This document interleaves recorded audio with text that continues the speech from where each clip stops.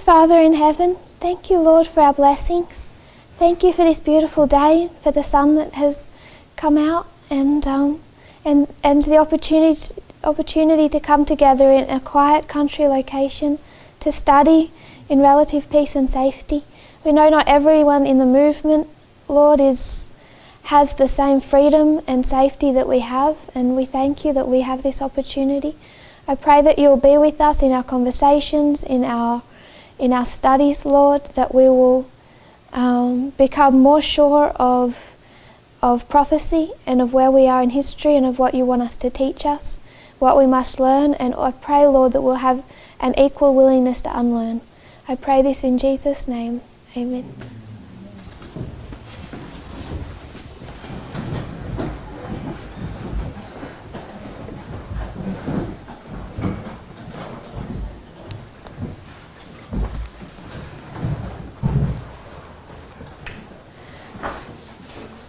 When we consider our reform line,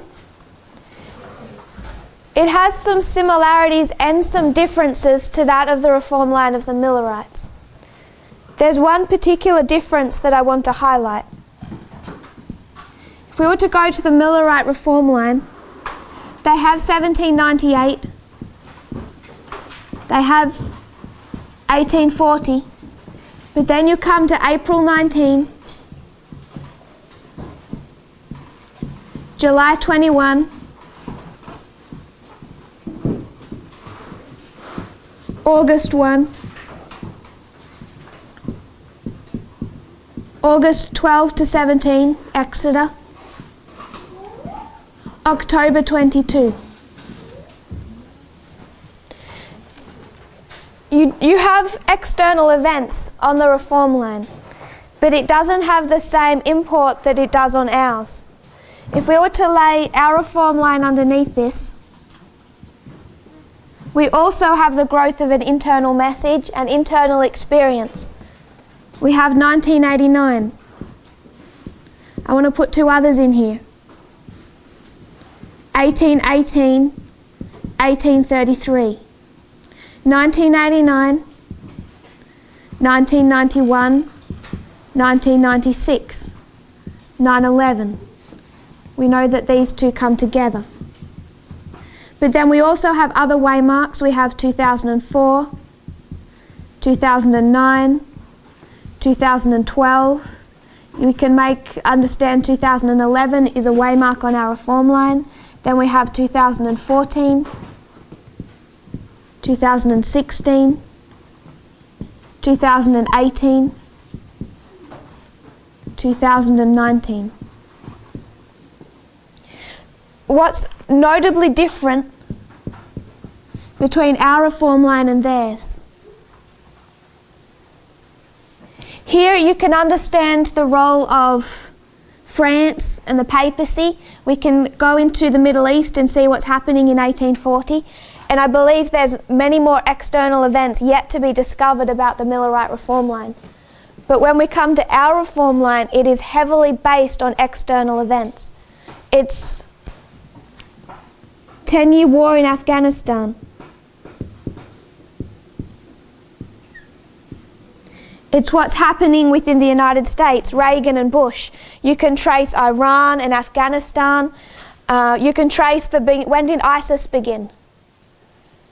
The founder of ISIS was radicalized in 1989 and he had an increase of knowledge on Islam. 1996, Osama bin Laden declares war on the United States. The Islamic message is formalized. 9/11 they strike. 2013, radical Islam splits just like this movement. You can do a line of Islam, you can do a line of church and state, a line of Iran. We can put many lines through the one reform line. And it's all heavily based on external events. July 21, where's the external event in Millerite history? There isn't one. April 19, there isn't one. This is our 9/11. August 1 is 2016. Our whole message is about Donald Trump being the last president of the United States. What I'm wanting us to see is the importance to be historians, that we cannot come down to this history and understand the fulfillment of prophecy without understanding at least the last 40 years. If we want to understand any one thread, we have to understand its progression from, at the very least, from 1989. So if we want to know what a war looks like, what a new mode of warfare looks like, or what church and state coming together looks like, what the issues are, we have to be following external sources. This is why there has to be a true stream of information. Otherwise, it's not just for the Nethinims, we can't even construct a reform line. So I want to give some sources that if you haven't been following the news, I hope you start to see the need to.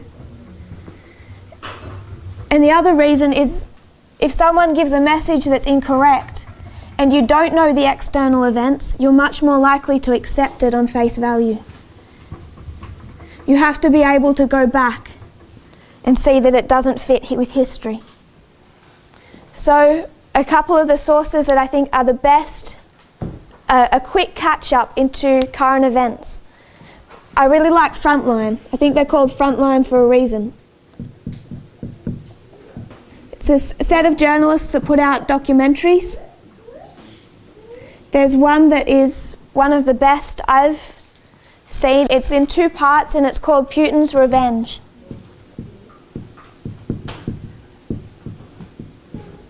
This will give you, it won't give you the full story.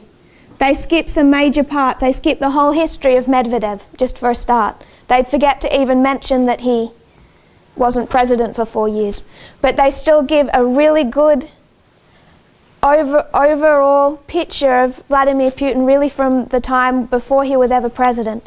And you start to see exactly why he hates Clinton. So just as an example, it's in 2 parts. I remember going somewhere and saying that Vladimir Putin wanted Trump to win because he hated Clinton. And someone attacked me over that because they said he has no reason to dislike Clinton. That person had not followed the last 30 years.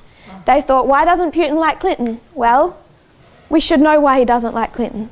And the last 30 years will tell us why he hates her and her husband. Is that on YouTube? Yes. Okay. Well, practically everything is on YouTube, I believe.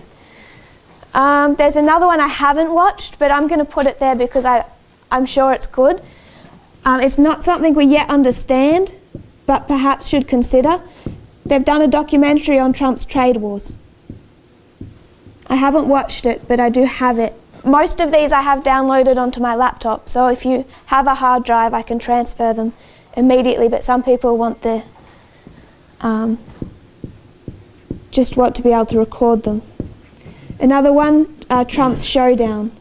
This is another one. This one focuses on Vladimir Putin. This one focuses on Donald Trump.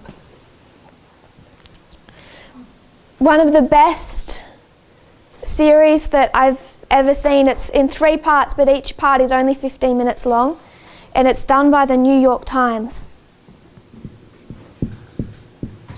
And I would warn you with this one, it has some swearing. If that bothers you, if that's crossing a line for you. But it's a 3-part series. Each part is about 15 minutes long, and I'll just give you the name of the first part because I don't know what the overall name was. The first part was called Meet the KGB Spies Who Invented Fake News. And what they do is they show how disinformation and conspiracy theories were used as a weapon in the Cold War. The particular one they highlight I find interesting is the whole concept that the United States created the AIDS virus. It was a Soviet invention, one that Gorbachev even admitted to and apologized for. But exactly how they have weaponized conspiracy theories. But it's in 3 parts, and it really gives a good background into how disinformation was used in the Cold War and how it's come back, because we remember Vladimir Putin is a KGB agent. This was actually his specialist field. If we think of Stalin fighting Hitler, Stalin was a paramilitary man. He organised strikes and assassinations and mobs and robbed banks. That was his training at the beginning of the time of the Soviet Union. So if Stalin used how he was trained to fight Hitler, Vladimir Putin is going to use how he was trained to fight the United States, and Vladimir Putin's training was in disinformation. Another one, I don't know the exact name, it's really just a clip. I think there's actually, I've had trouble finding it, but if you know of TED Talks, yes. If you can find the TED Talks, there's one done by a man named William Browder, or they might call him Bill Browder.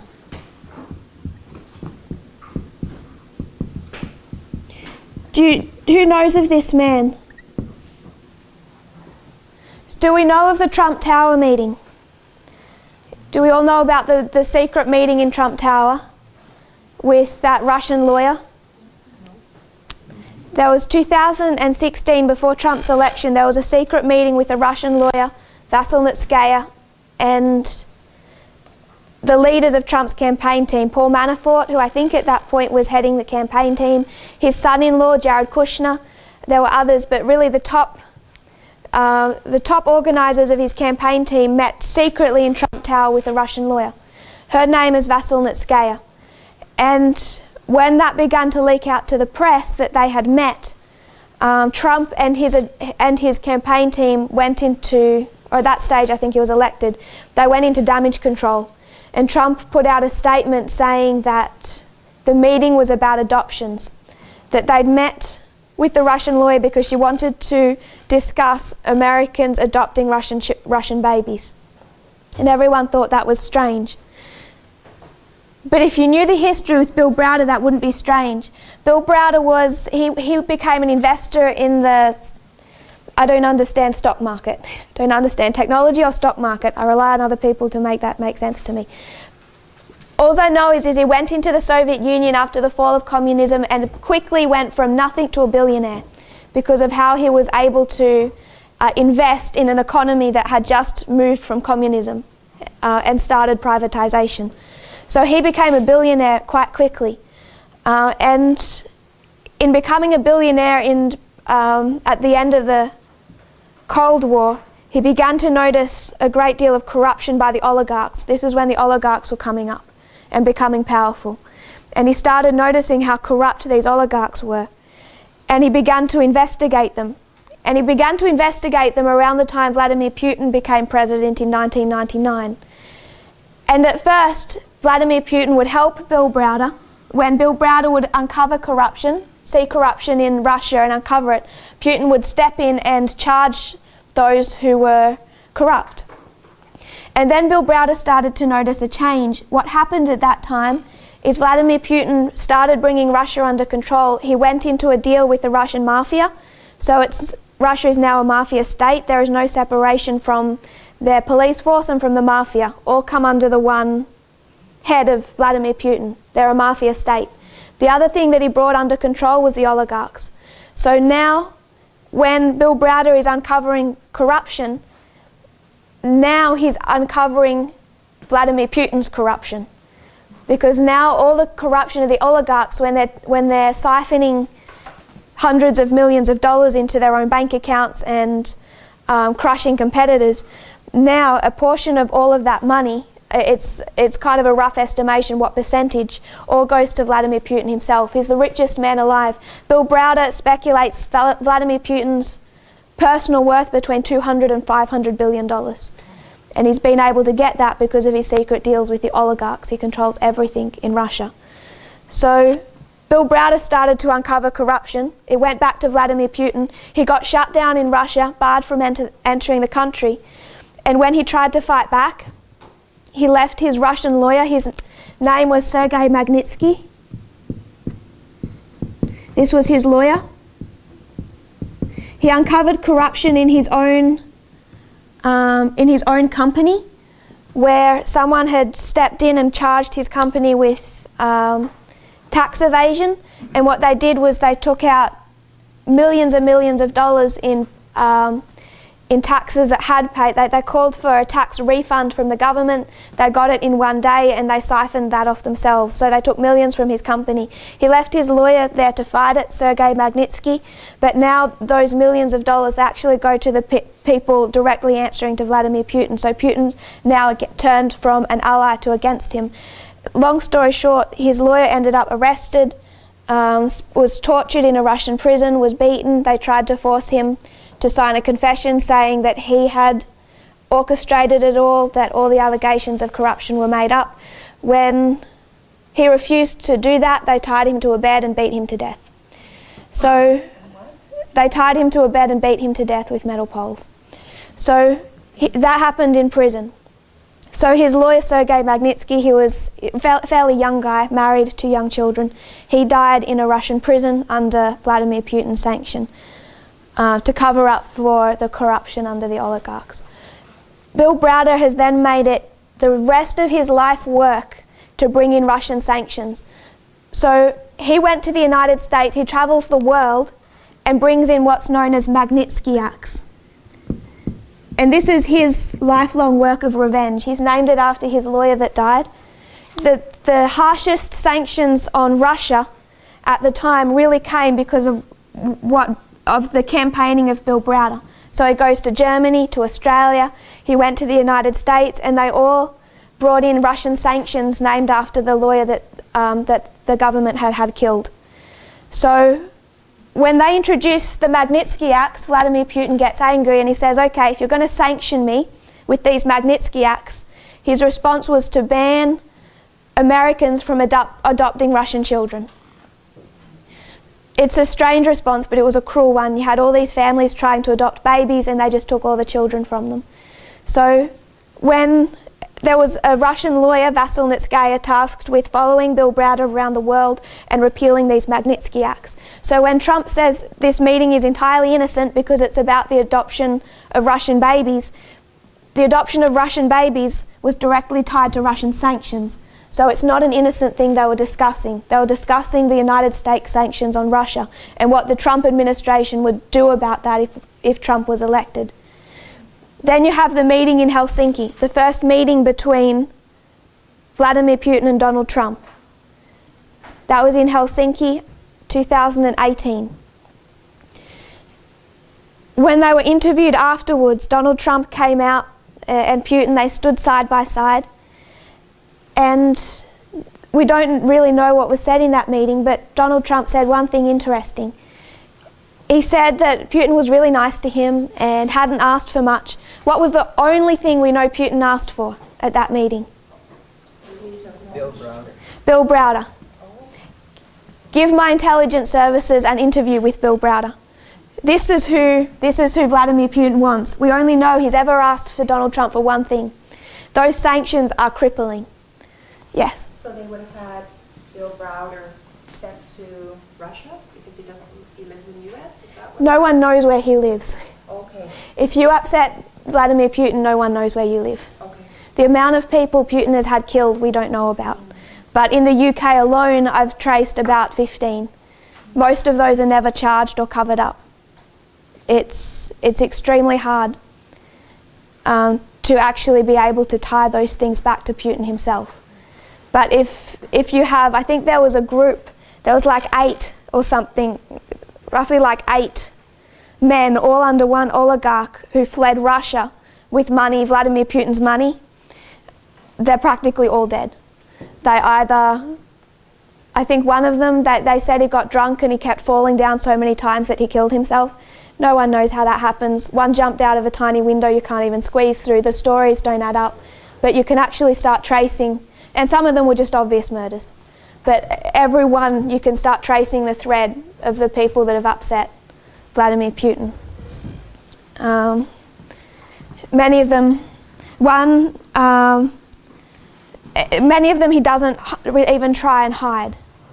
There was one Russian journalist who was investigating the apartment bombings in 1999. She'd uncovered evidence. Everyone's kind of fairly aware that that's something that can be tied back to Vladimir Putin, that was an inside job in the KGB, and she was writing about it. She was She was shot in an elevator a couple of blocks from the Kremlin on Putin's birthday. Nice birthday present. So it's not really a secret. So no one knows where Bill Browder lives. And I think Trump would have fun trying to catch him if he wanted him. And then if we were to look up Channel 4 News, this is, I believe it's British. It's Channel 4 News that uncovered Cambridge Analytica. We haven't yet discussed them. But if you want to understand what's behind Cambridge Analytica, the best source is Channel 4. They did the secret investigation that first uncovered it, and no one has done such a good job. So there's many more out there, but if you're not sure where to start, this I think is a good starting point. And really with that, you get a lot of history. And when you're seeing it in a documentary format, it can be easier to absorb the information more quickly. And then it's something you can listen to while you're working or traveling. So am I all right to rub these out? We're okay? Okay. And people come up with other ones all the time. It's particularly hard we're really blessed in a country, and other countries, they speak English, but if you go to some countries, they don't have a lot of English-speaking news sources. And some places like Romania or France, they have trouble getting things in. And some of them actually have, I think there's some really good German sources that aren't translated into English too. But we have all these in English, which is a blessing. So we should utilize them, what we have. So that was just a little introduction. I wanted us to think about those sources. I do have most of them downloaded if you just want them on a hard drive or a stick. Also, what I quoted yesterday, George Bush's September 11, 1990 speech, Towards a New World Order. You can watch the whole speech on YouTube. And if you want to read it, it's in a written transcript online, really easy to find. That you can just go straight to YouTube for that. I also have that downloaded if you want it. Towards a New World Order.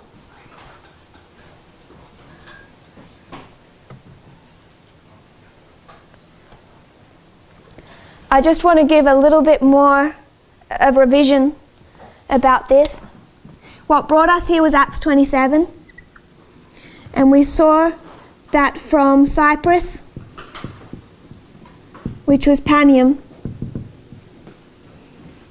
to Myra,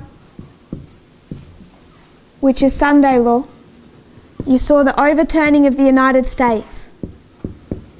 It's the end of the 6th kingdom and the introduction of the 7th.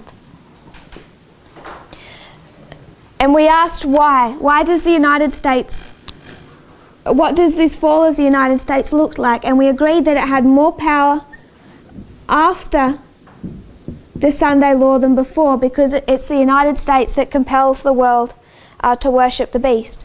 So if the United States is more powerful after what's happened in this history to bring this about the 7th kingdom of Bible prophecy. And the conclusion we came to that it's the fall of the United States, the fall of the King of the South that makes the United States the one world superpower. That's what makes it so powerful, but it also is the destruction of republicanism. I think we can see 2016 that government has already ended. In one sense, republicanism fell with the election of Donald Trump, but he's still restrained. He's restrained by a war on two fronts, Western Front, Eastern Front. Both are restraining him. So 2016, you already have the end of republicanism. But there's enough of a remnant in republicanism there in their institutions to hold him back. And so you see Raphia less restrained, Panium less restrained, and it isn't until this history you see the Eastern Front. Once the Eastern Front is won, that he's completely unrestrained. And there we can most completely mark the destruction of republicanism. of the Republican horn. But you can build an argument to see it in 2016.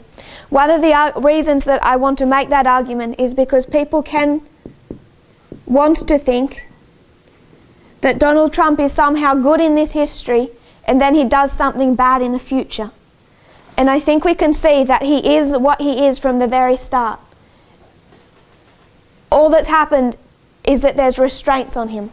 So Robert Mueller is a restraint. Nancy Pelosi is a restraint.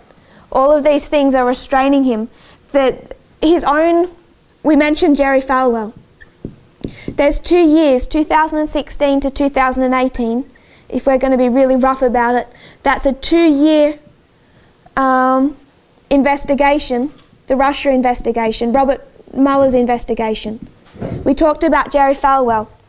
Jerry Falwell came out a couple of weeks ago and he said Donald Trump had 2 years taken from his presidency because they were restraining him. So he should serve a 6-year term, not a 4-year term. Donald Trump really liked that. He retweeted it. Everything is done on Twitter, if you haven't noticed. So you have his own base, Jerry Falwell, leading conservative Christian America, to say that Donald Trump should be gifted a 6-year term because he's been restrained. And he's right, Donald Trump has been restrained, but that was a really good thing for us. And the restraint hasn't ended in 2018 because the Democrats haven't stopped investigating. He's still facing restraint, and then when 2019 comes and war on the Eastern Front, that's a different type of restraint. So we lined this up with 1989 because this is another time we see the fall of the King of the South, to 1991. And if there hadn't have been intervention in this history, I would suggest we would have seen the 7th. And if we see the 7th, this is 1991, it's also 2003. 2 Iraq wars. And in 2003 we got a glimpse of what this looks like. And it's George Bush saying to the United Nations, I'm the boss. And I don't care about France or about Germany or about Russia. If I want to invade another country, I will. You're either with the United States or against the United States. But other restraints were brought in. I just want to refer to a couple of quotes. John Lewis Gaddis, he's a Cold War historian. He wrote around the time of the fall of the Soviet Union about what he saw as the key characteristics of this potential new order that George Bush was speaking about. He said that this was namely an unchallenged American supremacy, increasing integration, resurgent nationalism and religiosity. Confusing words. Nationalism and a callback to religion. That's the two things that he saw come out of the New World Order.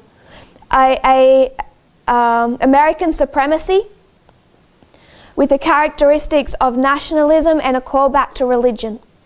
And that's exactly what we're seeing now happening under Donald Trump. Then we read the quote that it had been assumed that after the fall of the Soviet Union, that old bipolar world, bi meaning two, that it would beget a multipolar world, the United Nations globalism. And many people were afraid of that. The immediate post-Cold World War did not become that. It became unipolar, one. The center of world power is an unchallenged superpower, the United States, attended by its Western allies. Kind of reminds me back of when I used to be forced to watch chick flicks with my female housemates, and there would always be the kind of school ground, and you would always have that one girl who's really mean, and then there's all the ones that follow her. It really bothers me to see Australia follow the United States the way we do. But that is the kind of supremacy it's talking about. There's just one, but you also see allies. But it did not become this multilateral world that was expected under what we tend to call globalism. I want to refer to, this is a New York Times article. It's a while ago, I think it's from last year. It's titled, The UN General Assembly Update. So it's talking about Donald Trump speaking before the United Nations. I want to read part of this news article. President Trump, whose apocalyptic speech in his United Nations debut last year riveted much of the world's attention, spoke again on the world's most important diplomatic stage on Tuesday at the UN's New York headquarters. Mr. Trump has alienated allies and sidled up to adversaries, all while he pursues an American-first agenda. Mr. Trump boasted of what he called impressive accomplishments in the United States and around the world. Quoting Donald Trump, "In less than 2 years, my administration has accomplished more than almost any administration in the history of our country." The UN world leaders burst into laughter. Watch it on YouTube. This is on YouTube. He goes silent and then he says, "I did not expect that reaction." Then he begins to list his complaints, and his complaints are about globalism. He said, "Globalism is a threat to American sovereignty." Mr. Trump rejected the legitimacy of the International Criminal Court, echoing recent statements by top aides like John Bolton, his national security advisor. "As far as America is concerned," Mr. Trump said, "the court, which prosecutes war crimes and crimes against humanity, has no legitimacy and no authority." So the UN court that is tasked with investigating and prosecuting war crimes can touch virtually any country except the United States. They actually tried, I think it was only about a month ago, tried to investigate the United States for war crimes, and it was made very clear to them the United States would not cooperate. We're untouchable. And then Donald Trump says, quote, "We reject the ideology of globalism." So all this time we've been fearing globalists, and they're the only thing that's been holding back the United States. President Emmanuel Macron of France, during his time at the podium, defended multilateralism, a policy that Mr. Trump had just rejected. Mr. Macron warned, without multilateralism, global wars would return. And they did. Iraq War, Afghanistan, they start coming back. He cautioned that nationalism always leads to defeat. He says, "I do not accept the erosion of multilateralism, and I don't accept the unraveling of our history. Our children are watching." Guterres, the United Nations Secretary General, who was first to address the General Assembly on Tuesday, called for solidarity among member nations and urged world leaders to help revitalise the global body at a time when multilateralism is, quote, "under fire." He focused his speech on a, quote, "trust deficit disorder" playing out around the world that has affected the United Nations' ability to function. What's the problem? People don't trust the United Nations because they're terrified of globalism because of conspiracy theories, and it's affected their ability to function. He also cited divisions in the Security Council. He says we must repair broken trust, we must invigorate our multilateral project, and we must uphold dignity once and for all.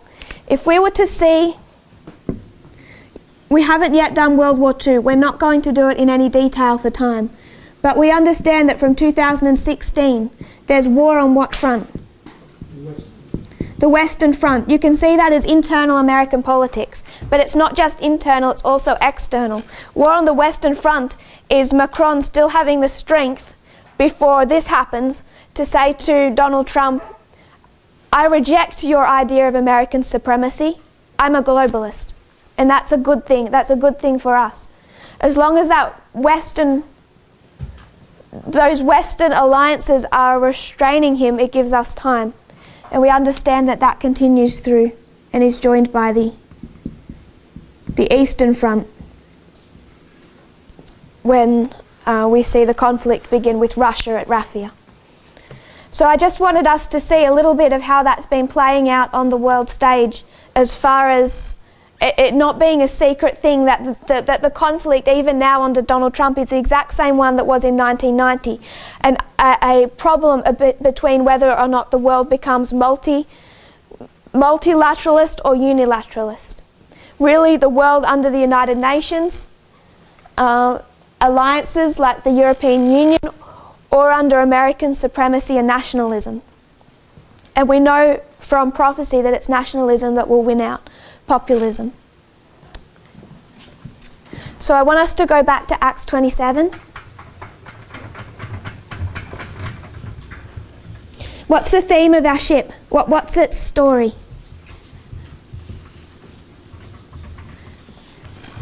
What does the ship represent? Yes. It's abiding in death, but who's abiding in death?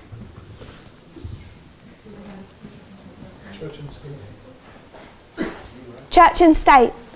The United States institutions and Adventism, its institutions.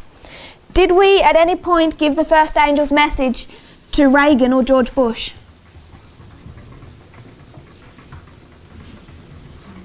In 1989? No. So straight away we should start to see, what about our reform line? It's symbolic. It's showing us the path not of people, but of an institution. So Caesarea, you can mark Felix to Festus and Agrippa.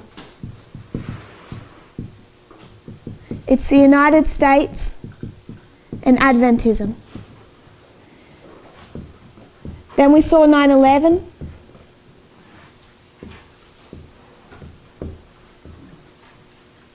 Cyprus. Sorry, this is Sidon.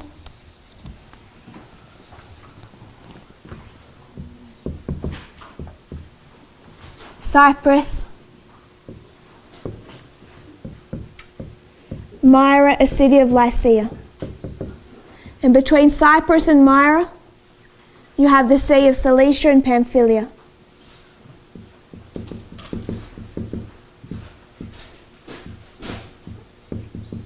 And if we were to put this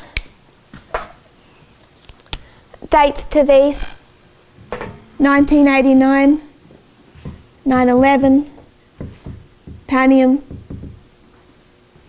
Sunday law. And our line ends at Sunday law, because that's where we mark the end of those institutions.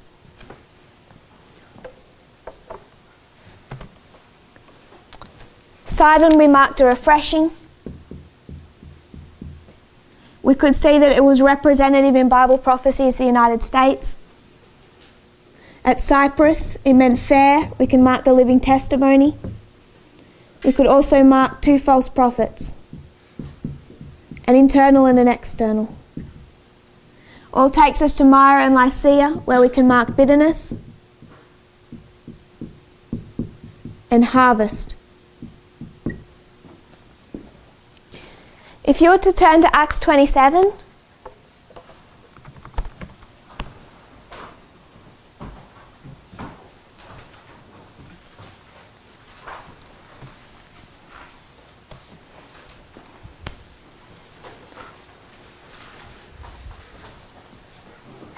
we'll start in verse 5.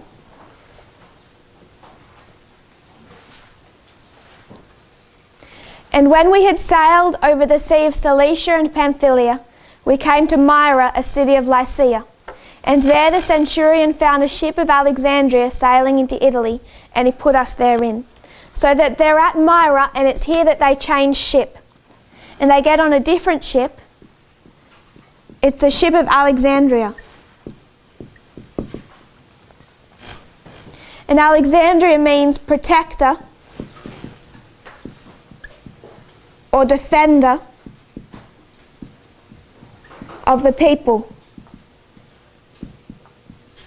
So is this a good ship or a bad ship? It's a good ship.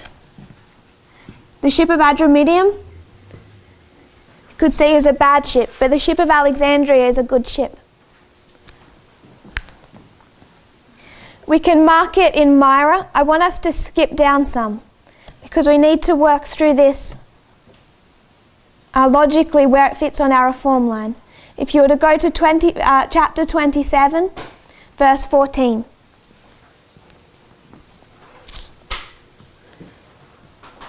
But not long after there arose against it a tempestuous wind called Euroclydon. So we know that in this history, at Myra they changed ship. We've labelled Myra and Lycia as Sunday law. And we've marked bitterness and harvest. They've got on this new ship. They've gone on quite a journey, and it's somewhere down here. When they come to into this part of the sea, they hit a tempestuous storm known as Euroclydon. And what does Euroclydon mean? East wind. It's from two words. Euros, which means an easterly, and Clydon, which is cyclonic. So it's like an easterly cyclone. So the east wind strikes and it nearly destroys the ship. Where do we mark the east wind on our reform line?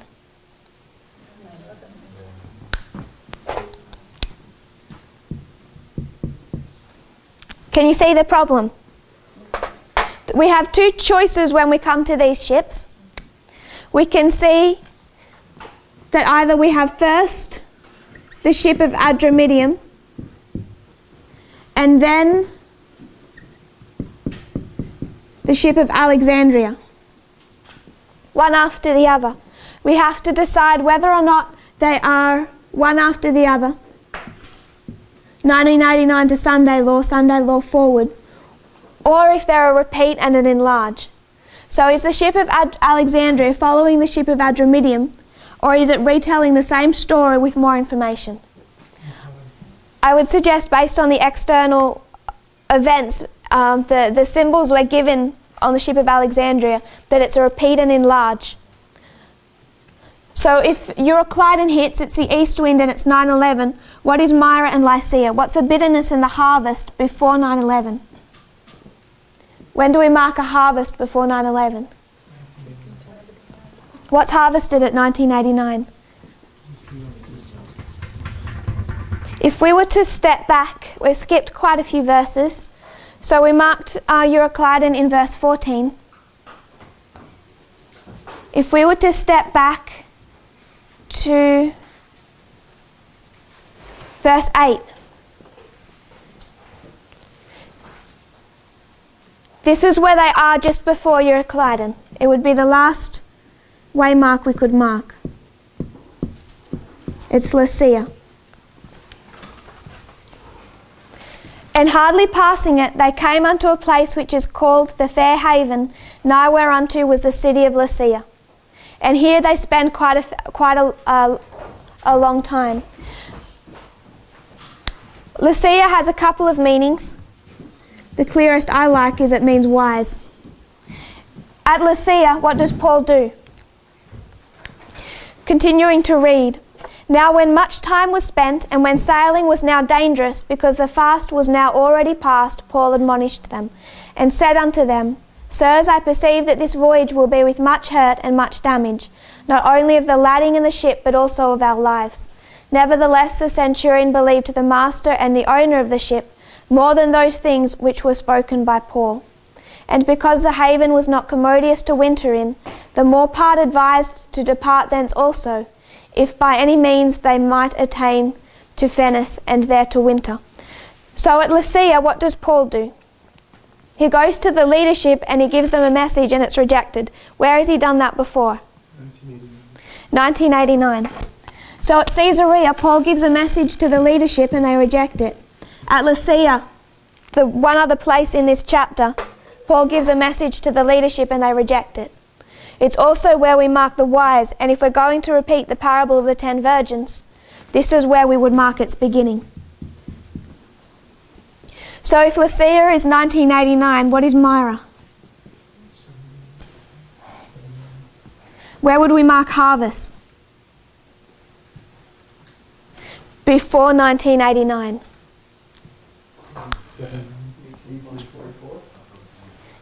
1844. What about bitterness? Where would we mark that? Disappointment? This is October 22, 1844.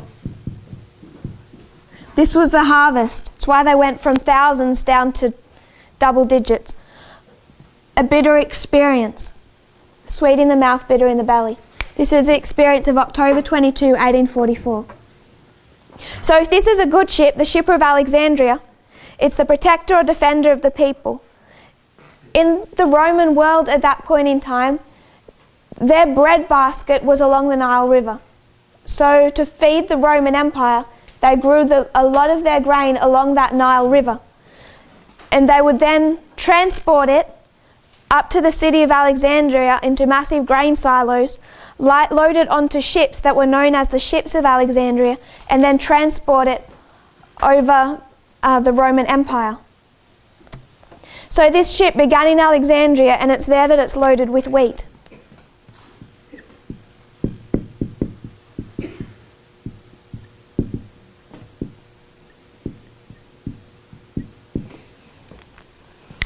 You can see that it's loaded with wheat because if you were to scroll through that chapter, go to verse 38. Look at verse 38. They're going to lighten the ship, which means they're going to throw out the cargo. When they've eaten enough, they lightened the ship, they threw out the cargo. What did they throw out? The wheat. That's what was loaded on top of into the ships of Alexandria. This ship did not start in Myra, it started in Alexandria where it's filled with wheat. So what's Alexandria? 1798. What begins in 1798?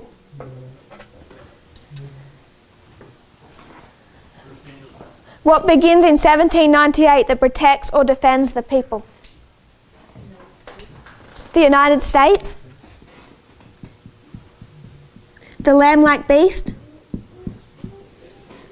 And what else begins in 1798?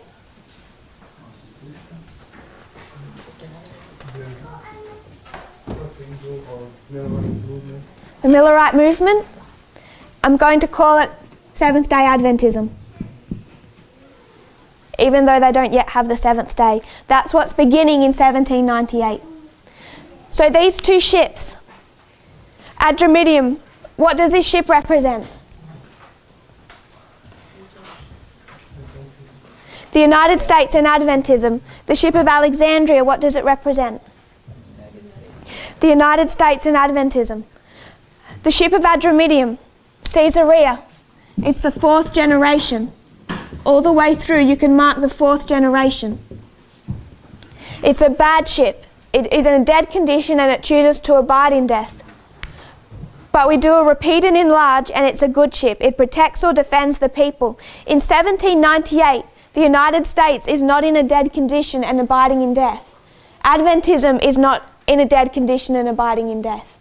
You can't put the ship of Adramyttium in 1798. But in 1798, the United States and Adventism are protecting and defending the people and the message. So if you're going to see the United States and Adventism as good, you don't mark it beginning in 1989, you have to begin it back in 1798. So in 1798 you can mark the United States and Adventism. 1844, for Adventism you see a bitter experience and a harvest. What happens to the United States in 1844?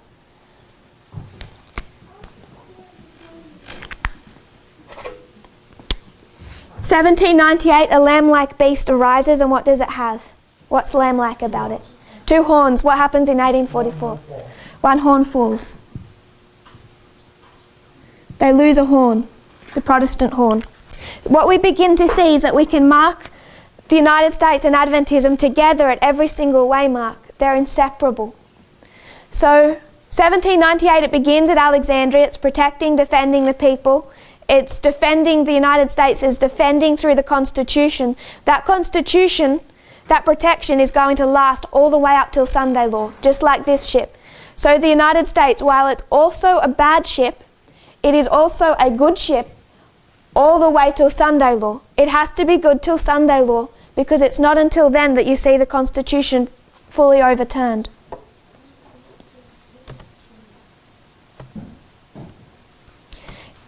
Go back to verse 6. We've skipped some verses so that we can place some waymarks, and we're going to do quite a lot more skipping, but I want to put a couple of more things in place here. So in verse 6, they find a ship of Alexandria. That's where Paul gets on board.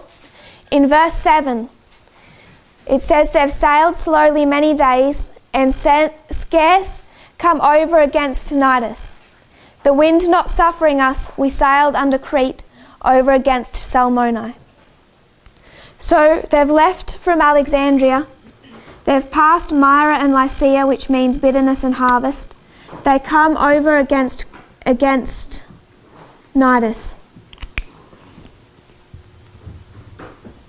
If you have a Bible and a map, does anyone have a Bible and a map with Paul's fourth journey? Also want to note, this is what number of Paul's missionary journeys? This is number 4. The number 4 becomes a repeating symbol. I think that's something that's been well established. Does anyone have a Bible and a map? Yeah. My brother. What does the ship do at Cnidus? So it sets sail in 1798. They have a destination, Rome. They're following a set course. You can actually see from his third journey the kind of direction it was meant to go. From 1798 through 1844, they're following this course. They get to Cnidus, and then the verse tells us they didn't have a very good wind. And what do they do when they have a not very good wind? They change the course of direction and head south. So they have a set plan, a route that they're meant to take. They're taking it consistently from 1798, and then there's difficult winds. What are winds in the Bible? Strife. So there's external strife, and that causes them to change the direction of the ship. What's the external strife after 1844? The Civil War, 1861 to 1865. If we were to mark Adventism going off course, where would we mark it? 1863, in the middle of external winds or strife. And you can mark it for Adventism. You can also mark it for the United States. 1863 is when they form the National Reform Movement. Everything goes wrong from 1863, internally and externally. So they have a set course that they're meant to be going on. It's in 1863 that they head south. They head under Crete. Crete means fleshy, of the flesh. I would suggest you could call the Laodicean condition. There's also Salmone. It has the concept of a flood. I'm going to write flood. It's not quite flood, but it's like like the tide. It's the concept of a wave of the ocean that's going to sweep over a rock and then wash sand back in. It's a wave that would wash over the shore. In that sense, I would suggest it's the same way as we describe the flood. So between 1863 and 1989, this is how many years? It's a 126, and what's the 1260 a symbol of? Persecution. What's our persecution? What are we drinking in this time? The wine of Babylon. It's papal persecution, but it's through doctrine. So we have fleshy and we have the flood, but it's at Cnidus that they go off course. Question: does the United States ever get back on course? No. I don't know what it's like here. I just know what it's like in Australia.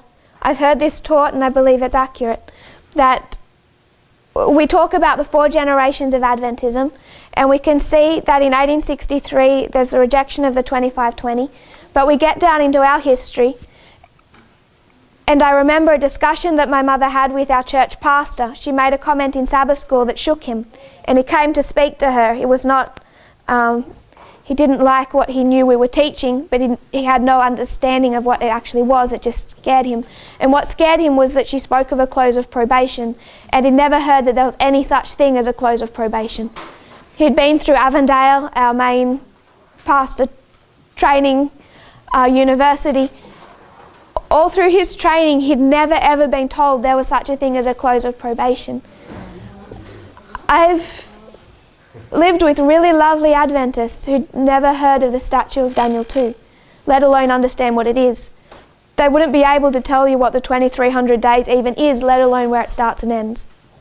I know it's different in different countries, and some are better educated on our history, but in Australia that's what it's like. We've come down into our generation, and it's gone past rejecting the 2520. We come down into here, and we actually have no concept of what Adventism even is, us being the nominal church. So I just want us to consider that what we're doing at every Waymark is taking two institutions, the United States and Adventism, and we're comparing and contrasting them, which means that they're having similar experiences. They start at the same time, they both go through a difficult experience, they both go off course. So when we consider the United States, we're down into this history, and Donald Trump is saying he wants to make America great again. How many people in America or outside America knows what that even means? They have no concept of what the United States is meant to be. Any more than nominal Adventists who have not had some type of particularly good influence have any understanding what Adventism was meant to be. And this is one of the reasons I think it's important to revisit these time periods, and what Brother Tyler is doing, looking at the Constitution and trying to revisit this, because there is an ignorance for both of them. And people think, particularly conservative Christian Protestant America, think that they know what the United States is meant to be, but they're in the exact same condition as Adventism. If this is absolute darkness, fourth generation, everything is eaten. For the United States, it's fourth generation, absolute darkness. Everything is eaten. They don't even know what their Constitution means. They don't know who they're protecting. They don't even know they're meant to protect anyone.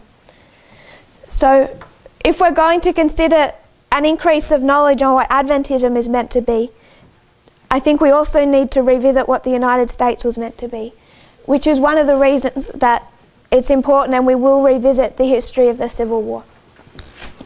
So 1989, Lycia, the wise, Paul gives a message to the leadership. They reject it. Because they reject it, why do they reject it? If we were to go to... They believe the master and the owner, but they haven't yet left the port. When do they leave? It's in verse 13. They're at Lycia, verse 13. And when the south wind blew softly, supposing that they had obtained their purpose, loosing thence they sailed close by Crete. They leave from this port because of why? Question. If your ship is wind good or bad? Is the east wind good or bad? So it depends. If you're a ship, you want wind. Otherwise you don't go anywhere. But you want the right wind. So for the ship, the south wind comes, it's a soft wind, and it's in the direction that they need to go, or that they want to go. It's not the direction they should go, but it's the direction that they want to go. So the south wind comes, and they choose to leave the port at Lycia, and they're going to go on their journey. Paul has warned them, don't do this. This is going to end badly. But they won't listen to him. They insist on setting sail anyway. There's 4 winds in Bible prophecy for the 4 directions of the compass. If the east wind is Islam, what is the south wind? The king of the south. So in 1989, is there a favourable south wind? Favourable for the king of the north? Yes. Yes. So there's a favourable south wind, and that is what makes them leave a safe port that they should not have never left from, and they go on their journey. And Paul warns them, if they do this, Islam's going to strike. If you take advantage of this south wind that's blowing, and you go on the course that you want to towards a new world order, who's going to come up against you? Islam. Ellen White speaks about this, and she gives us an important principle. She says that if there's, in that part of the Mediterranean, if there's a good south wind, you can be sure that the east wind is coming. It's a pattern. So when we say that at Panium is 1989, and there's a good south wind, what's coming? It has to be Islam. And she tells us that it's a repeating pattern.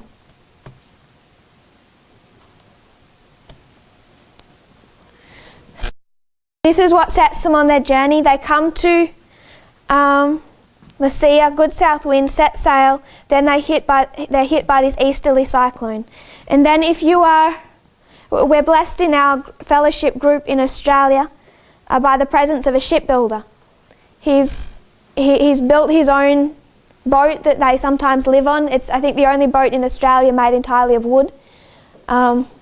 He's very clever with his construction. And so I'm just saying this might sound technical, but I'm relying on him. So when you hit a storm, and like the storm they would have hit, there's a problem. The ship boards underneath the hull by the storm begin to be pulled apart, and water starts to leak through the boards of the ship. So if we were to go down to verse, we'll read 15 to 17.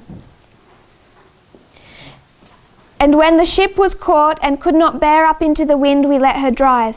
And running under a certain island, which is called Clauda, we had much work to come by the boat. And when they had taken up, they used helps, undergirding the ship, and fearing lest they should fall into the quicksands, strake sail, and so were driven. So they're hit by this cyclonic east wind. All of those boards of the ship begin to be pried apart and water begins to pour in. And the ship begins to sink. It's not sustainable. It's coming in at such a rate that they can't pump it out in time, and it begins to sink. So they did what was common back in that day, and even a couple of 100 years ago, my shipbuilder friend filled me in. It was still a common practice. You would go to the front of the ship, if we're looking at the front of it, and you would have two teams of men. And what they're going to do is they're going to each take an end of a rope, and they're going to throw the middle part of this very long rope over the front of the ship. They're going to let it come up underneath the ship, and then they're going to, like a tug of war, but coming together. So the rope's underneath the ship, they're both holding an end, and then they start to pull together to wrap this rope around the hull of the boat.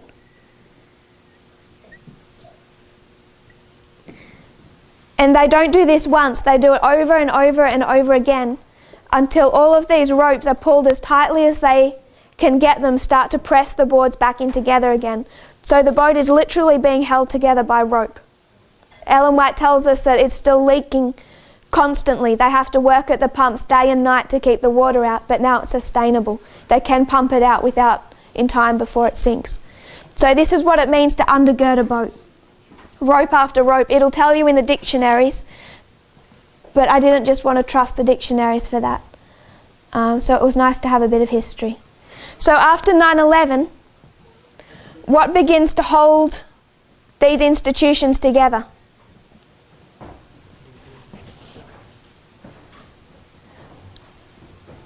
What purpose do they have?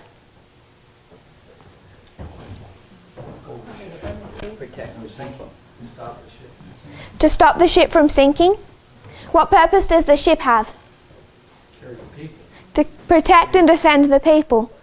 What's the point of having the United States and Adventism? This begins to sound really arrogant. But what is the point of Adventism without this movement? It's a glorious land, and God protects the glorious land for the sake of His people. And His people being in the glorious land helps protect the land. What point is the glorious land without God's people? I'm not talking about Adventism, I'm talking about this movement. Because if this movement didn't exist, there's no hope for a Levite or an Ethanim. I'm not talking about us like we're something special, I'm talking about the message that's been introduced. That's what's going to save them. And what is our message? This is rope after rope after rope that's holding this boat together, and after 9/11 it's line upon line upon line. This is the purpose, this is the only reason we still need the United States and Adventism. This is why we have it all up until Sunday law. It's designed to protect this message, because without this message, there's no hope for anyone else. This is the message that's supposed to reach the world. So it's line upon line upon line that holds this boat together for as long as it needs to function. And it holds, how long does it hold the boat together? All the way up until shipwreck. And then what happens at shipwreck? It all breaks apart, and you have Paul and you have those he's converted do what? They go to the world with the gospel. They go to the island. Paul needs this ship held together until they can get to that island. It's not about us, it's all about Malta. You're also going to kill them at one point. Yes, That's an important point. but it's the centurion that stops them. Yes. So, Paul needs this ship, but it's not just about keeping ourselves safe. The reason that the United States, we need these institutions is because we have a destination and a work to do. That destination, that work is reaching the island of Malta. They are the third group. They are the world. So the reason we need this ship is all it needs to do is scrape through and get us to here. And shipwreck is Sunday law. This is when they go to the island. God could not let the United States completely fall apart at 9/11 because we're not yet ready to go to the world. It has to scrape through that far. You mean the ship does go through? To Sunday law. I'm being a little... Another thing about the ship going through. Depends what you call going through. I think it's in pieces by then. So we've traced 9/11 to Sunday law. I want to just place a couple of waymarks in between. So you can see on this ship, it's about the United States and Adventism. But you can also begin to see three groups of people, and we'll discuss them. First of all, you have Paul. And then we'll go to verse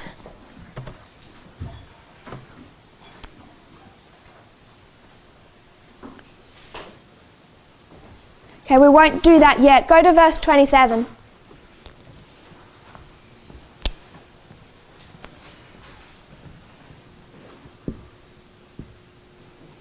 This is 27, a doubling.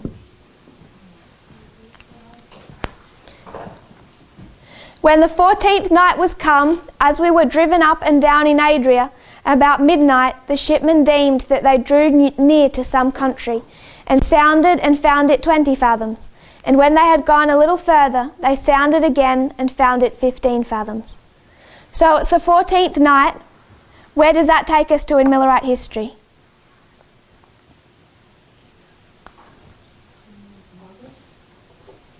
August? What night in August? What day? What day does Samuel Snow arrive with the Midnight Cry message? It starts on the 12th, he gets there late. He presents first on the night of the 14th. He arrives on the 14th night. So he gets there on the night of the 14th, he presents the message, but it's shorter. It's really on the 15th that he gives the full scope, which is why we talk about August 15. It's first given at his arrival on the night of the 14th. So our first symbol we have in verse 27, it's the 14th night, that's Exeter. As we were driven up and down in Adria, Adria by the way means darkness, about midnight. Our second symbol, this is midnight.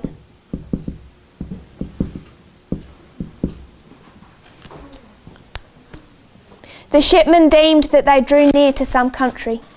So, if we were to skip back a little, we were to go back to verse 20. Skip back to verse 20. and we'll fill in some gaps. And when neither sun nor stars in many days appeared, and no small tempest lay on us, all hope that we should be saved was then taken away. But after long abstinence, Paul stood forth in the midst of them, and said, Sirs, ye should have hearkened unto me, and not have loosed from Crete, and to have gained this harm and loss. So what does Paul give? Paul gives a message. I want to mark that also says he's in the midst of them. Midst is midway. For there stood by me this night the angel of God, whose I am and whom I serve, saying, Fear not, Paul, thou must be brought before Caesar. And lo, God hath given thee all them that sail with thee. Wherefore, sirs, be of good cheer, for I believe God that it shall be even as it was told me. Howbeit we must be cast upon a certain island. So, somewhere between Euroclydon and the night of the 14th, an angel comes down and gives Paul a message. And what's the message?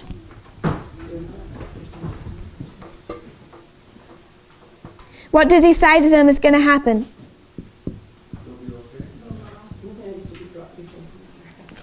What's going to happen to the ship?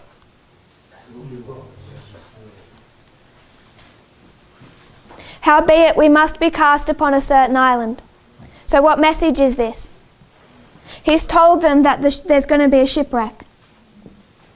So 9/11, everything goes wrong. They undergird the ship line upon line. Then an angel comes down, gives Paul a message that this is going to happen. They've had an increase of knowledge. Paul has had an increase of knowledge. An angel has come down. It's midway. If this is August 14, what is this? July 21. The message is already given. They already know they're going to be shipwrecked. What don't they have? They don't have full clarity. It hasn't been formalised. It's the same repeating pattern. Euroclydon, a message is unsealed. 9/11, there's a swelling, an increase of knowledge, and a formalisation before a test. Can we see that? This is our repeating pattern that we said repeats in every dispensation. So if we were to go to verse 28, and I'll do this quickly, I don't want to cut this thought halfway, but we need to finish. And sounded and found it 20 fathoms, and when they had gone a little further, they sounded again and found it 15 fathoms. If you were to convert that into inches, 20 fathoms is how many inches? 1,440. 15 fathoms is how many inches? 1080. What have they done? Literally what they've done is they've dropped a line down the side of the boat and they've calculated the distance between the ship and the seafloor. And then they've given a certain calculated amount of time and then they've repeated it. So they can see there's a difference of 5 fathoms in a set period of time. What they're calculating is the distance. They want to calculate the distance between here and here. If we were to combine these numbers, it's the 2520. You can get that from the number itself, that this formalisation comes with a characteristic of time, and didn't we say that? It's a characteristic of the formalisation of a message. But what we can also see is that that's what they're actually doing literally in that history, is calculating how long they had before the ship was going to be destroyed. And then they drop anchor. So question, what waymarks are these? If Sunday law is a shut door for the ship, what is it for the ship? Close of probation. And between 9/11 and Sunday law, this becomes Concord and Exeter. But everything about this waymark is the midnight cry. That's what gives us this waymark. So what waymark is this? Raphia? Panium. What waymark is this? Can you see what we've just done? We've made Panium a midnight cry. If you kneel with me, we'll close in prayer and then we'll come back and discuss that.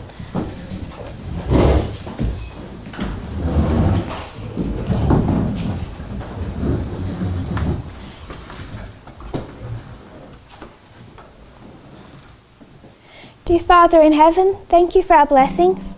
Thank you for the sunshine. I pray that you'll be with us as we continue to fellowship and to study. In Jesus' name I pray. Amen.